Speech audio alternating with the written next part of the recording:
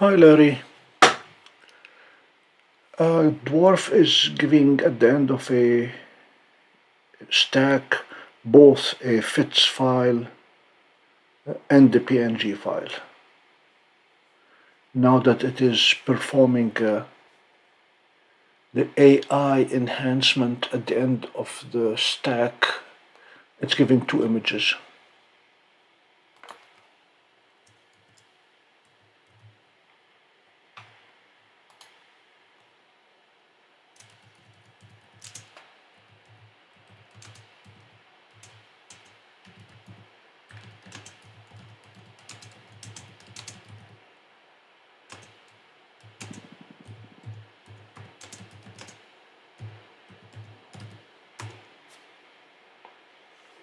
Morning, Bill.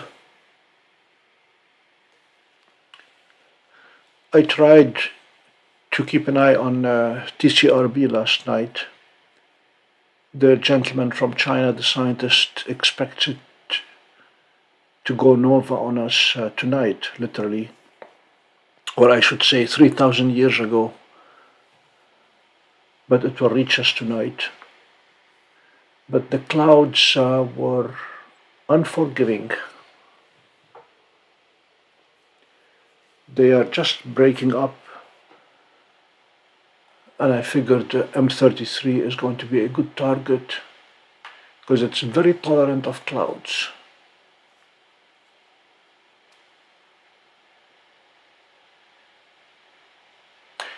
So last night I attempted my first live stream from the future home of the Pompey Observatory.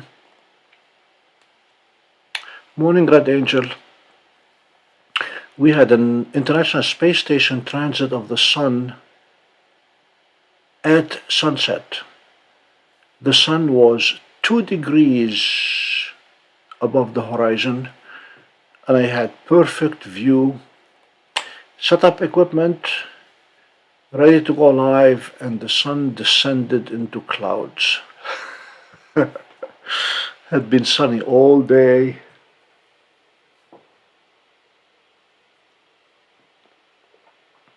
We have the surveyor coming to set things up tomorrow, and then the percolation test, according to the town, must be done.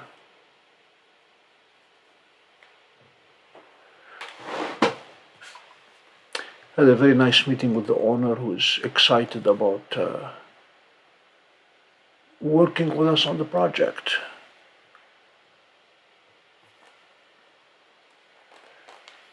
I also attempted to go live from Oswego 2 nights ago, but boy was that a frustrating night. I upgraded from the very old laptop to a new desktop and got everything working except for the plate solve. Whenever I point to a target and I ask it to plate solve it, it gives me an error of 13.6 degrees off, even though I'm staring at the target in the middle of the screen on my computer. I mean, there was the ring nebula smack in the middle, and plate solve said that we are 13.6 degrees off. Dr. Robin Glover, the author of SharpCap, is looking at the log files, working with me to find out. He said he had never seen this problem before. Every single go-to, the plate solve came back with an error between 11 and 14 degrees. Had never done it with the older computer. So somewhere there may be a 1 hour time discrepancy, because that would explain it. If you multiply the 13 or 14 degrees by 24 hours, you get the full 360 degrees. So either we have a central time as opposed to Eastern, or daylight savings is not checked off somewhere. So we'll continue working on that one.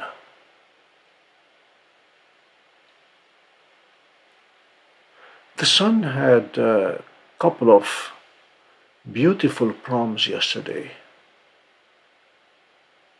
And for the first time that I recall, there was actually a little hump on the sun, what looked like a mountain or a crater at around 2 o'clock or northwest.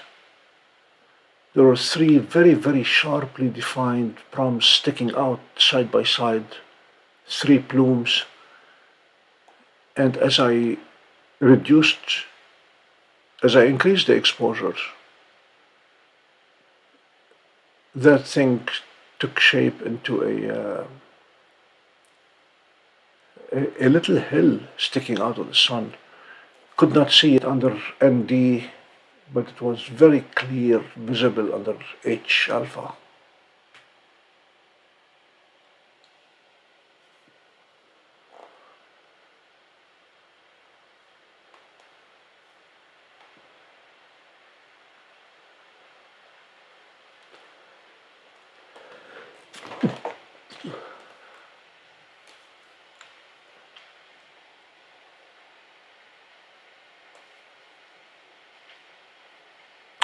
I'll have to look into these.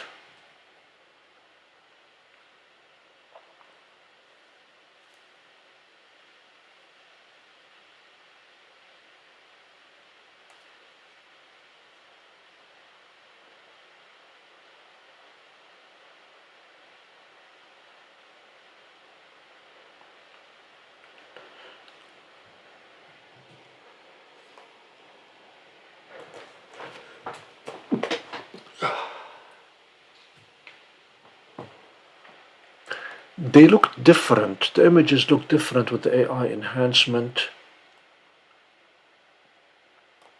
They look a bit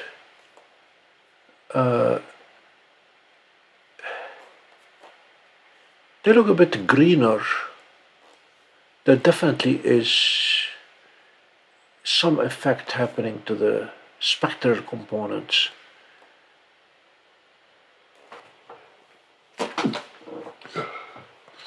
I don't know that AI is taking care of satellite trails yet. I expect to give a project next fall to a bunch of students to actually write an AI program to detect and remove satellite trails from individual frames. Right now, for DWARF, AI is working at the end of the shoot only. When you're done and you say end, it says wait a minute or two while we clean up the image with AI.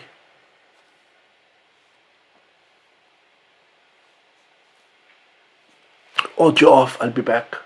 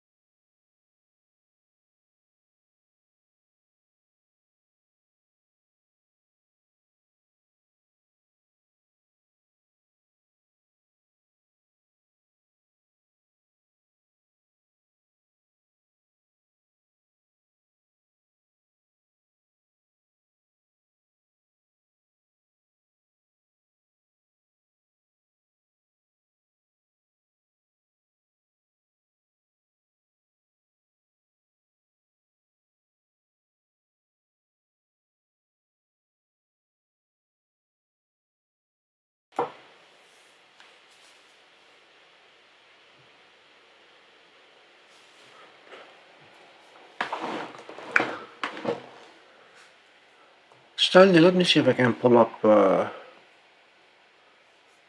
couple of images that DWARF has taken with and without AI. No, I'm not selling it. I expect that I'll be dropping it to one of the grandchildren to enjoy astronomy.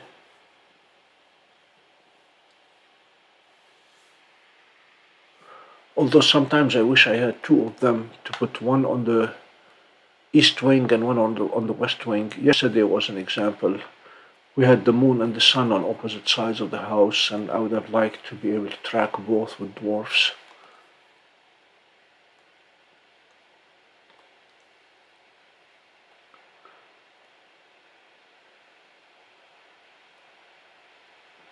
Plus, we are on the countdown for the turtle eggs to hatch. So as we get closer to the target date, I'll probably have a dwarf on the spot where we think the turtle laid its eggs, and dedicate it there. So I'm going to need multiple dwarfs. One looking at TCRB all the time, one looking at the turtle eggs to hatch.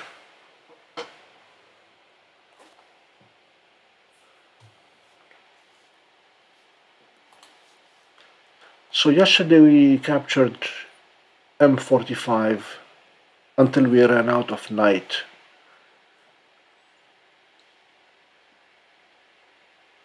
So I'm gonna go see if I can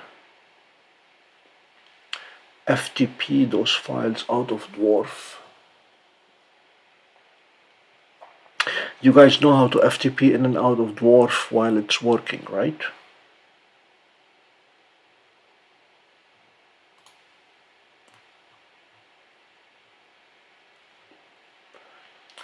DWARF supports anonymous FTP, so if you open a command prompt,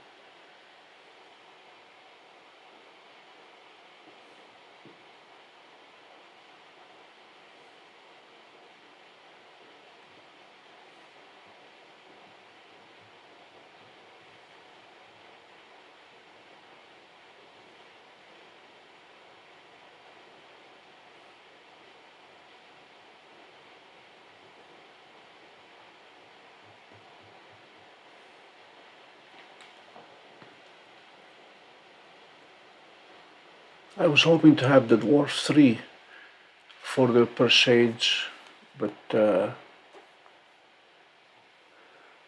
Dwarf 2 is going to have to do.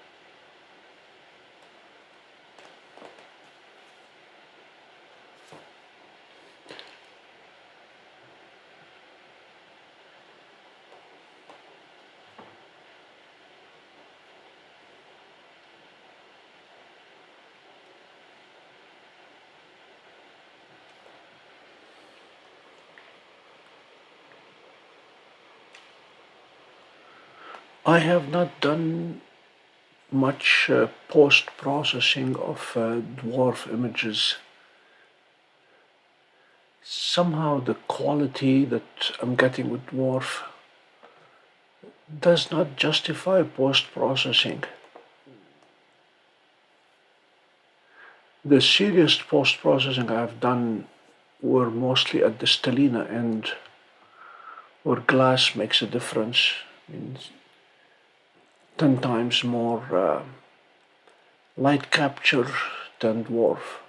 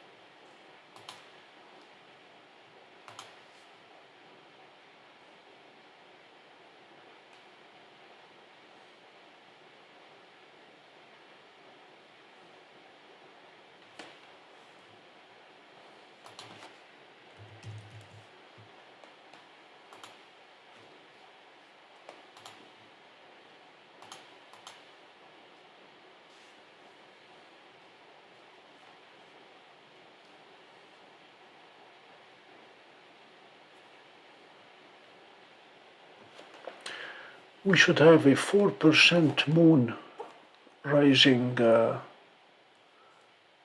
in about an hour or so.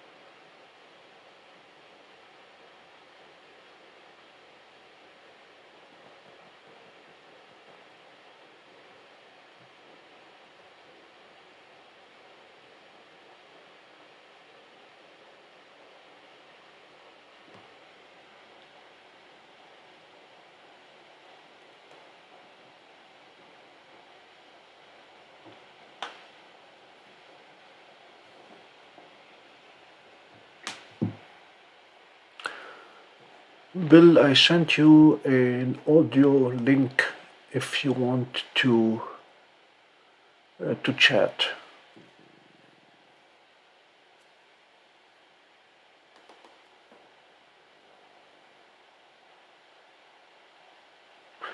Able 39, let me see what it is.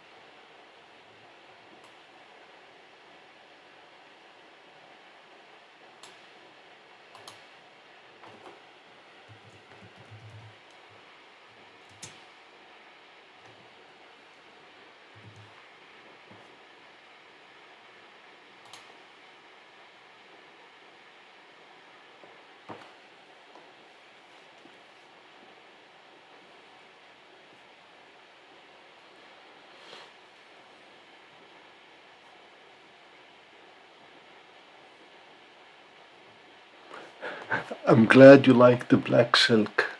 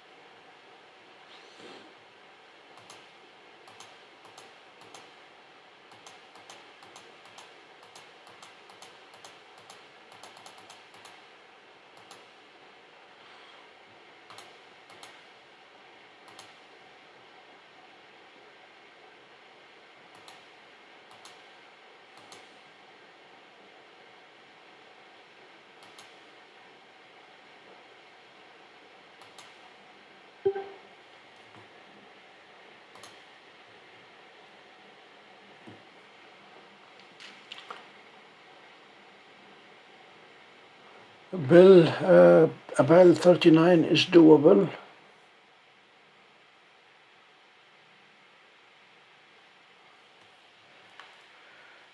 Now this is where AI comes in. It's trying to find out what instrument is best suited for that image. I am Bortle 4.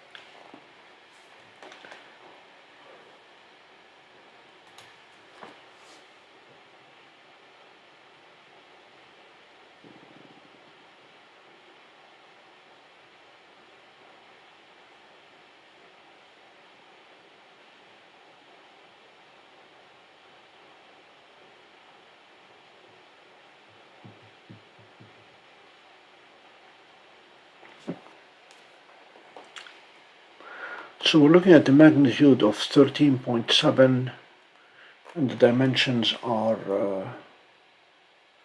155 arc seconds. So that's just under 3 minutes. It'll appear like a dot on dwarf. 10% of the surface of Seestar. Seestar might be doable, although this sounds like a Stellina target.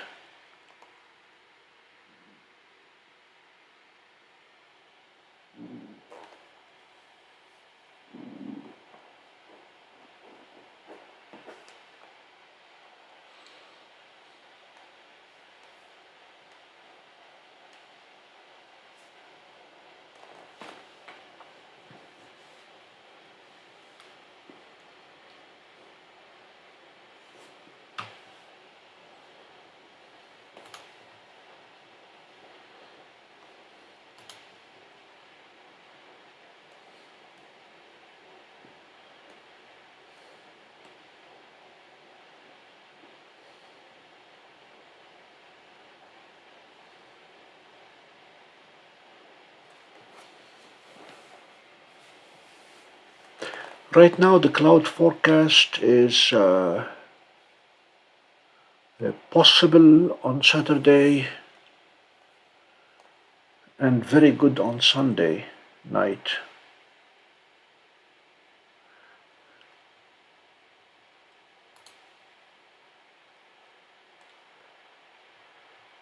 A bell rises just around midnight.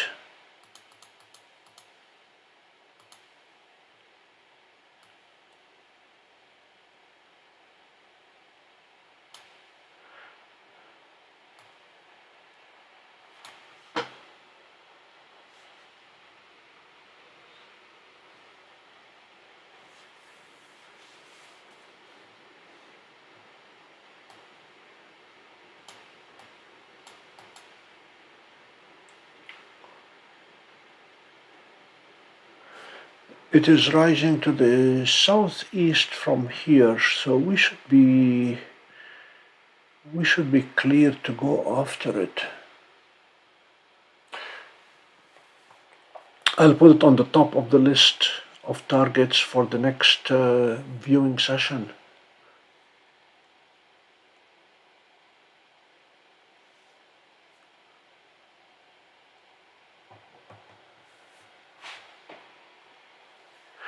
DWARF 3 is expected to have a dual band filter, O3 and H-alpha, and reading the specifications on those two filters, they're going to be narrower band than Seestars, so they're supposed to be high quality.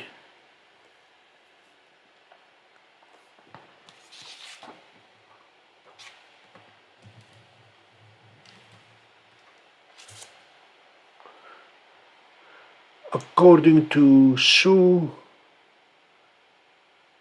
they are not ready for showtime yet, the filters.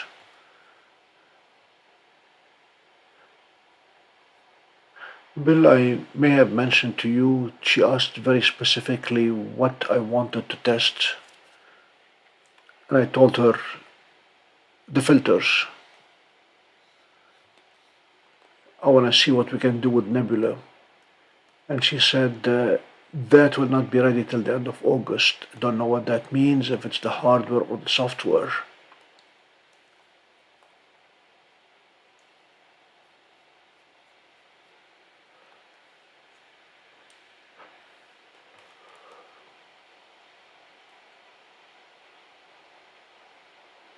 We're 2:30, 14 hours. We're 14 hours behind you.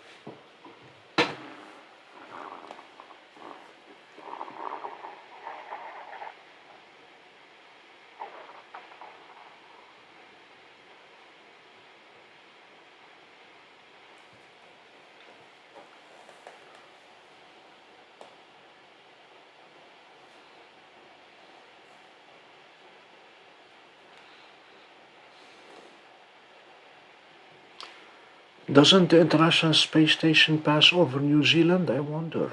It should. That should be an interesting exercise for Stellarium.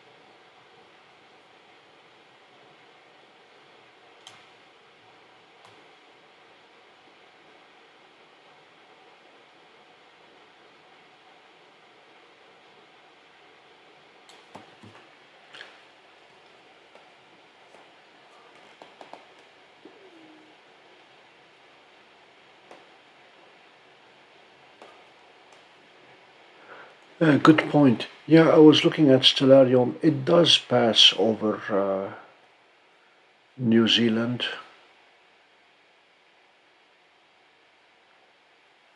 There are some good passes coming up in the next few days. We're not going to have any here anytime soon.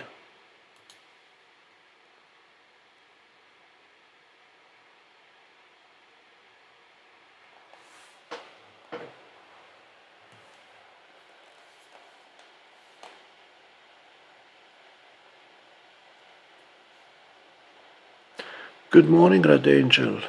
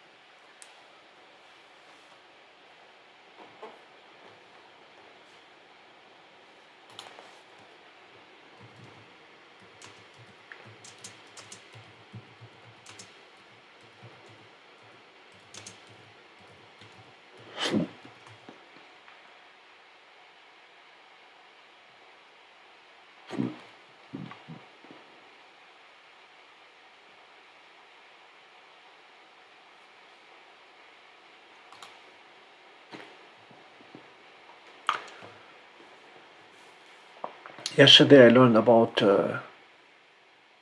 Starfront, a dark sky facility in Texas where they will rent you a pier to put your telescope on it.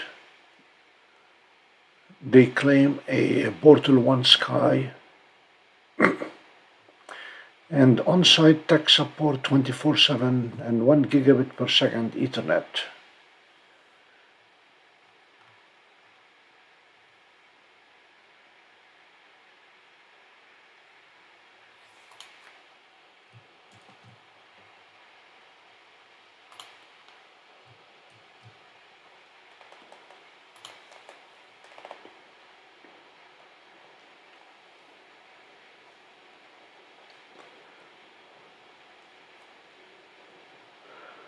And one of the viewers from Florida plans to send his Seestar there.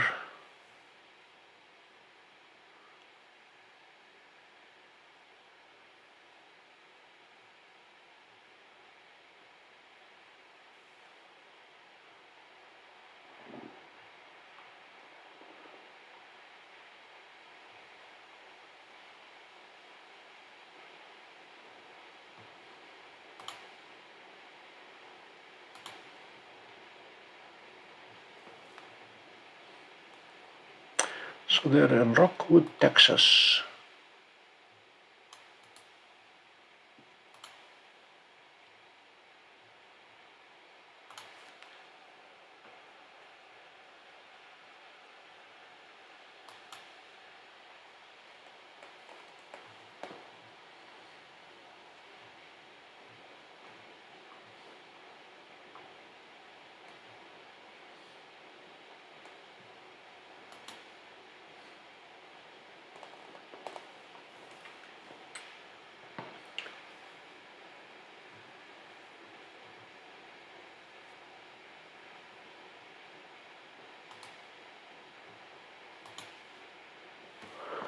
I want to see if the light pollution map agrees with their estimate of Bortle 1.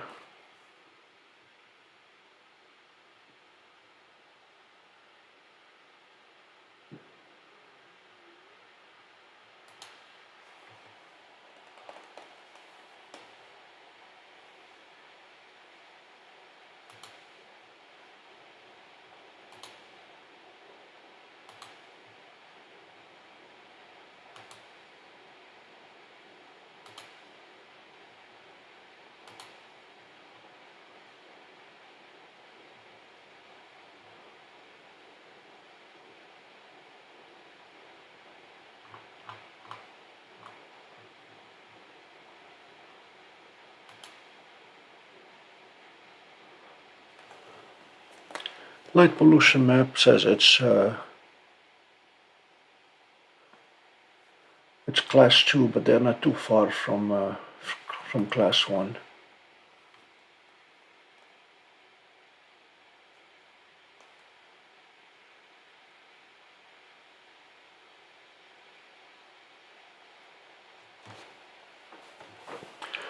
Yeah, I agree with you, Larry. I'm going through the expense of getting my 360-degree view, and every time a new expense pops up that I did not expect, I divide that by $149 a month to host it in Texas and estimate how many months that would have bought me. Yeah, by the time I'm done with my project, I could have hosted a telescope in Texas for the next 30 years.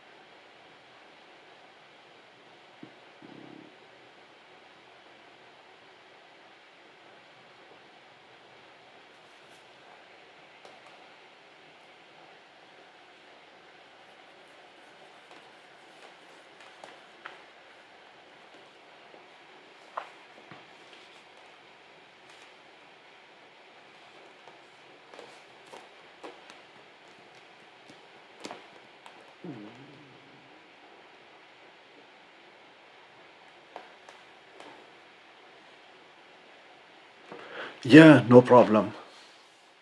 Yeah, remote control. I'm doing that now. With a smart telescope, I would worry a lot less about a runaway mount. I had a runaway mount in Oswego 2 nights ago. I gave it a very simple nudge to try to center a target, and it just decided to swing the whole 250 pounds as fast as it could, because it decided to get to that nudge point. Not the shortest route possible, but for whatever reason it decided to flip and go across the meridian. That's not a pretty scene when that thing is swinging out of control.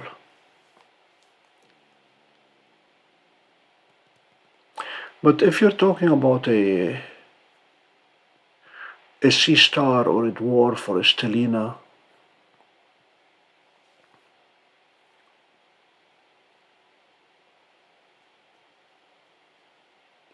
you're getting me thinking about the Adirondacks here.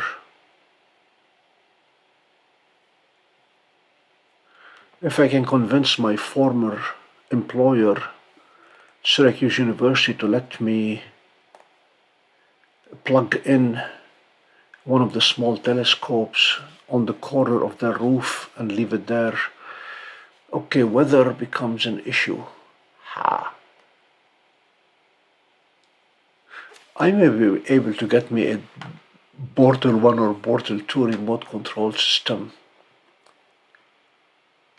If only I can find somebody to cover it in rain and snow.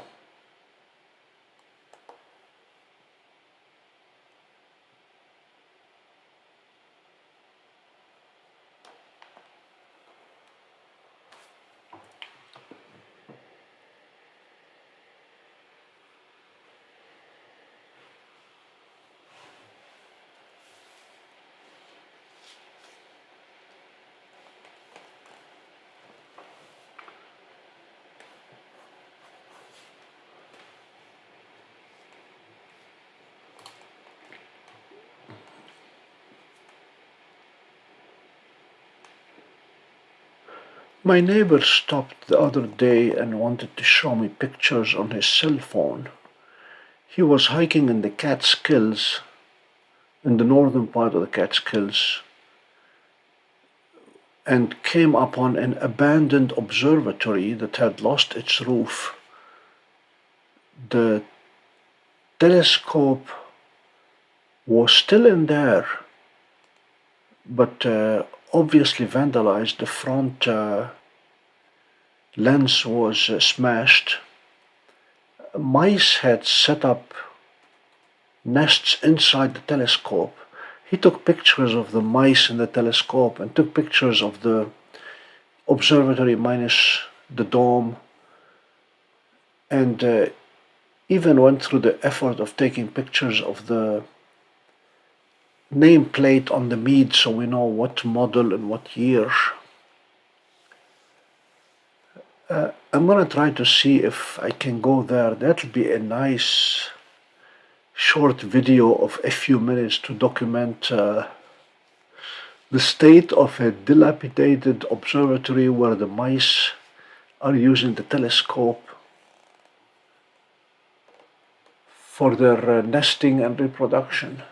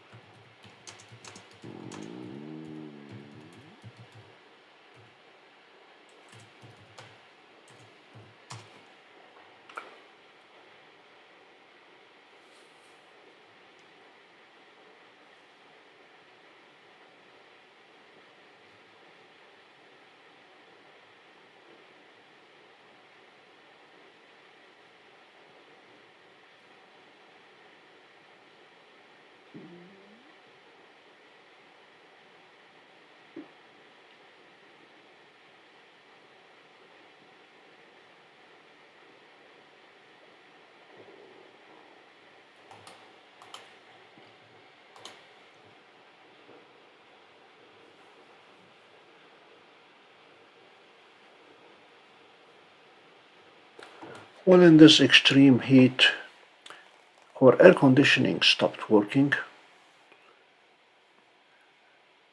So we called the maintenance guy, and sure enough, he found that one of the cables in the compressor that's sitting outside had been chewed by mice. Actually, he showed us all the mice leaving the compressor, and that was a typical visit from a maintenance guy.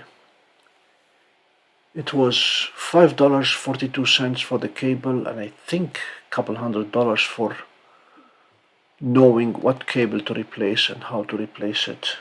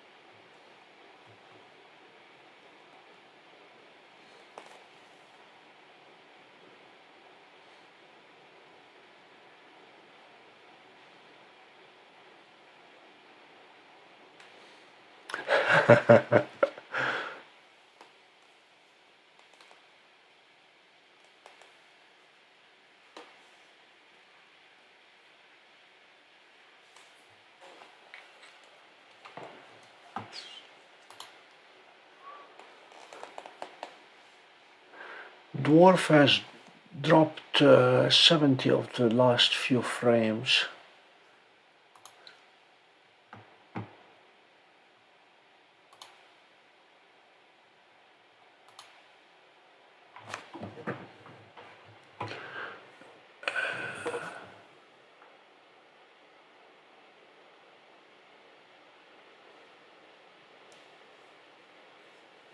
It is still stacking.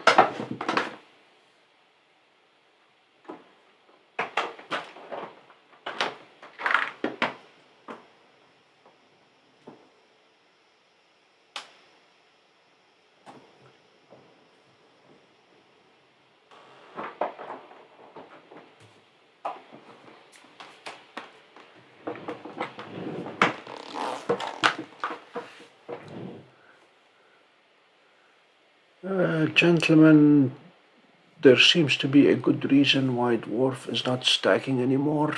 It's called clouds. I just took a peek outside and it's solid white clouds everywhere. I'm gonna just take a peek at astroperic and go look to the west.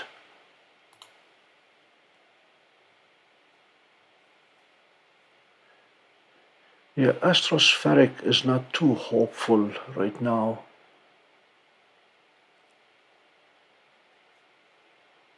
Let me take a quick peek through the other window and see if I see any stars.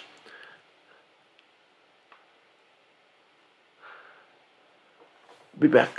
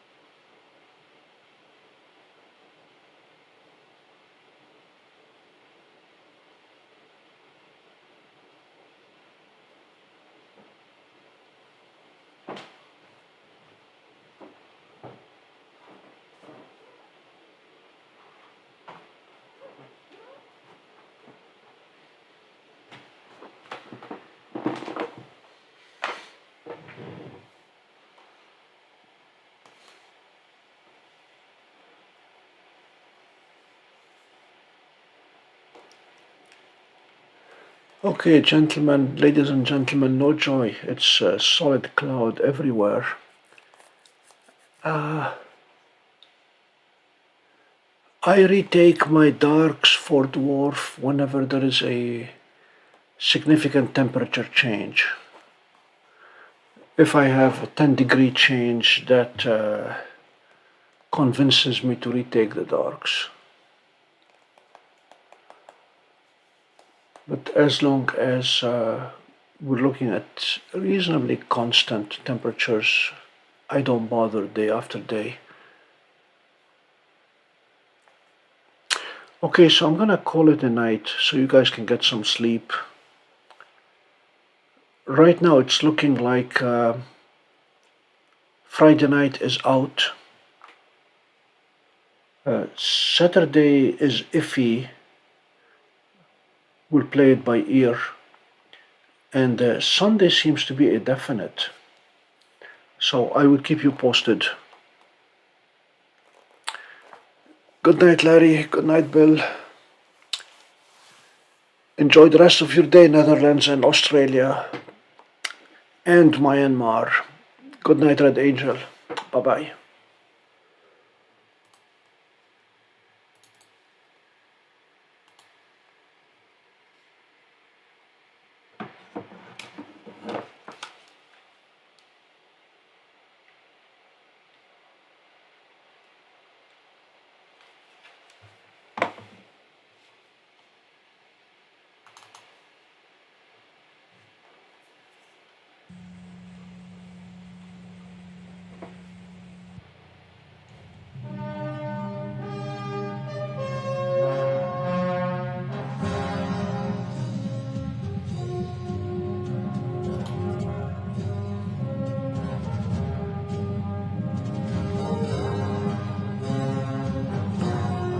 I am pulling up the AI.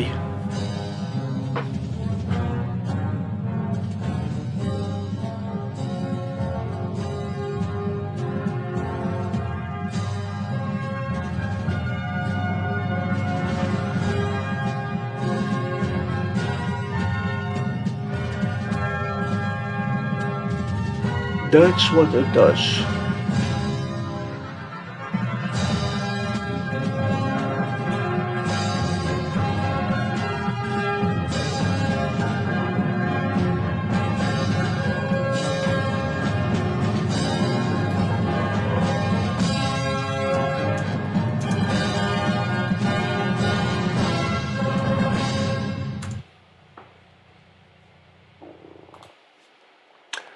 This is the AI enhanced image.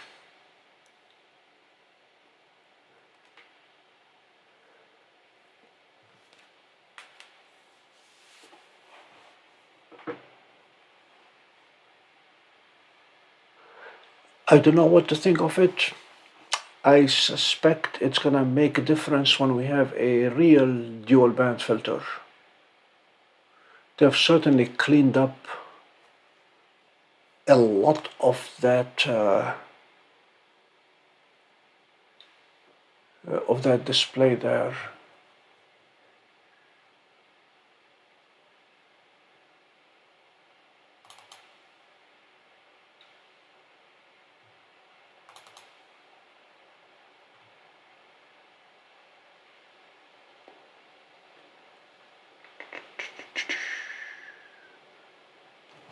Okay.